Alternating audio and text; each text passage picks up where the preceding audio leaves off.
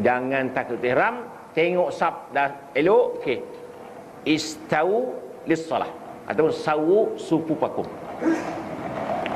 Ratakan, samakan. Makmum jawab as-salata la ilaha illallah, bukan as-salatu. Ya, bukan as-salatu, as-salata la ilaha illallah.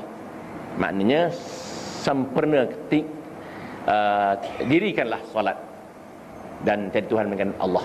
Bukan as-salatu, as-salata. Maksudnya ingat. Sama juga kita kadang-kadang sembahyang jenazah, ya, as-salat apa? Salatu jamiah kan?